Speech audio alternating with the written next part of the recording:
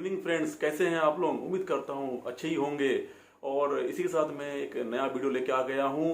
और ये वीडियो एक मेरे ही कुछ फ्रेंड्स, कुछ कलीग्स का रिक्वायरमेंट था कि मैंने 2-3 दिन पहले एक वीडियो डाला था कि कैसे शेयर मार्केट से 10,000 से 10 करोड़ कमाएं। वो बोलते हैं, अरे यार इतना एक्टिवली काम नहीं कर पाएंगे, घर में बीवी बच्चे हैं, परिवार है, ऑफिस का काम है, इतने सारे काम के बीच में मैं इतना एक्टिवली काम नहीं कर पाऊंगा। तो हम लोगों के लिए कुछ सजेस्ट करो कि कैसे हम लोग बिना शेयर मार्केट में काम करें, बिना एक्टिव रहे भी हम अच्छे खासे करोड़ों कमा सकते हैं। तो उन्होंने कहा कि अरे यार 10 करोड़ का जगह 1 करोड़ भी मिल जाए तो भी काफी है। उनको बताया 1 करोड़ क्यों, आप अगर सही से सही जगह निवेश करोगे तो आप 5 से 6 करोड़ कमा सकते हो। और इफेक्टिवली बोला जाए तो 5.7 करोड़ कमा सकते हो। कैसे कमा सकते हो इसके बारे में हम आगे वीडियो में डिस्कस करेंगे, तो बने रहिए मेरे चैनल के साथ। और जो भी लोग नए आए हैं वो इस चैनल को सब्सक्राइब करना मत भूले।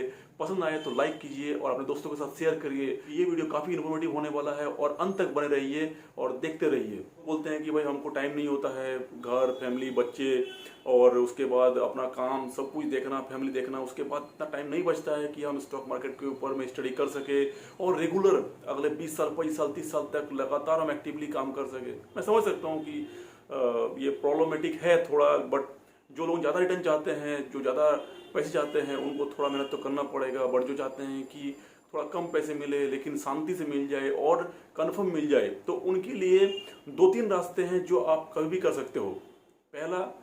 पहला है आपका एफडी, फिक्स डिपॉजिट, जो बैंक में होता है।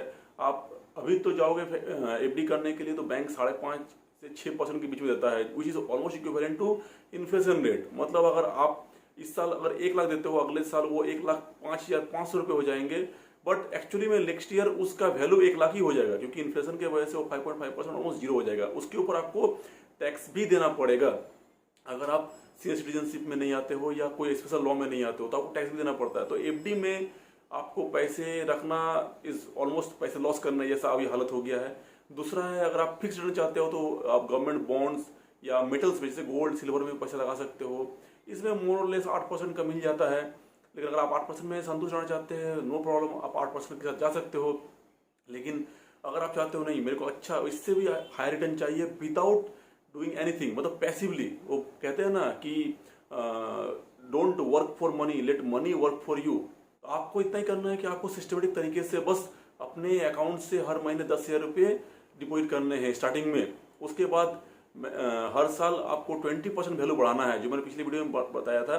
तो 10,000 आपने लगाया, मान लीजिए आपने 2022 के जनवरी शुरू किया है, या मान लीजिए इस महीने शुरू किया है, तो आप अगले साल जून तक आप 10,000 दोगे। बट जब जुलाई का महीना आएगा 2022 का, तो आप उस पर आप 2,000 बढ़ा दोगे, मतलब आप 12,000 कर दोगे। इस तरह के हर साल आप उसके 20% पे आप बढ़ाओगे, 10,000 पे नहीं। अब अगले साल जब 12,000 हो गया तो 12,000 का 20% जो होगा उसके ऊपर आप 20% बढ़ा के फिर 2023 में इन्वेस्ट करोगे। तो ये होगी जो आप अपने तरफ से इन्वेस्ट करोगे।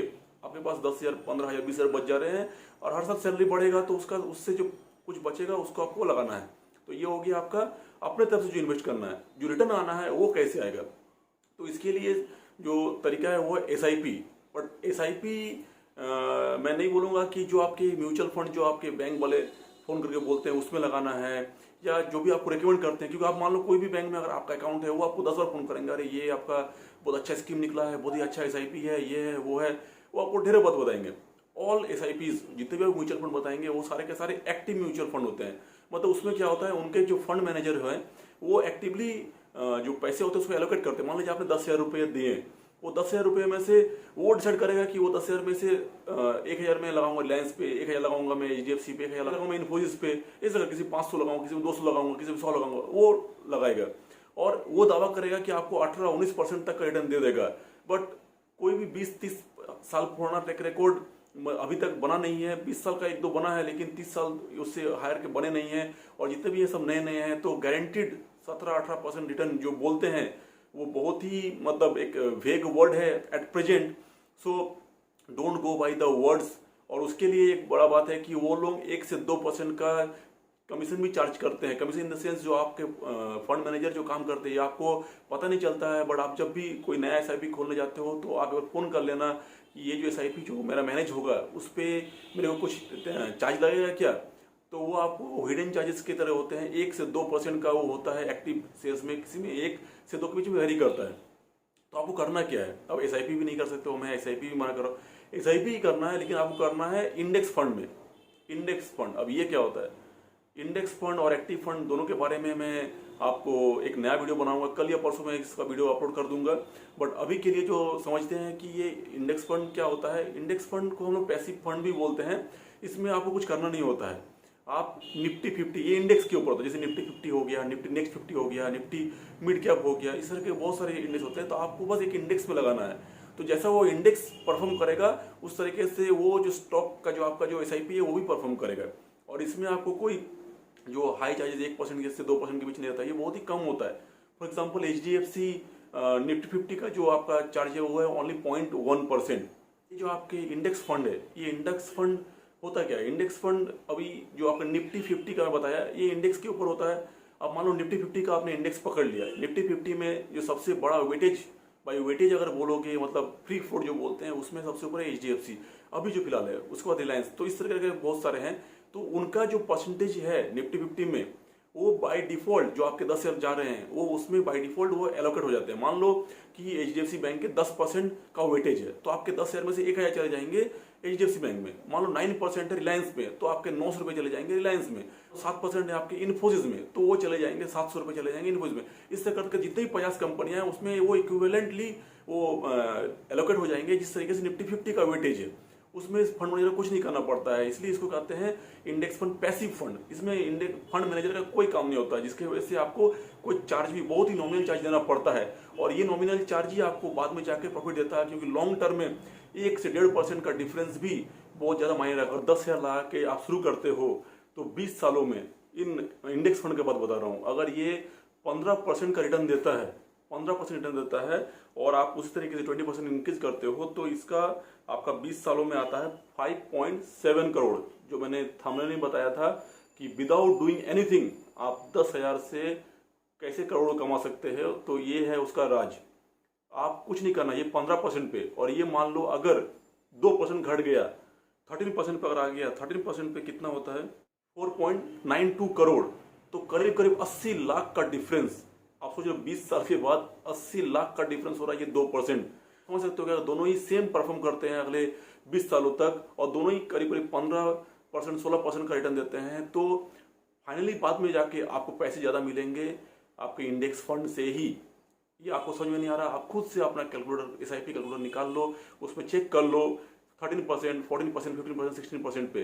तो आप अगर 10 शेयर शुरू करते हो 20 साल तक 15% का इंडेक्स फंड में मोटा मोटी मिल जाएगा, क्योंकि 1996 जब से शुरू हुआ है तो ऑन एवरेज 14 to 15% का ही चल रहा है।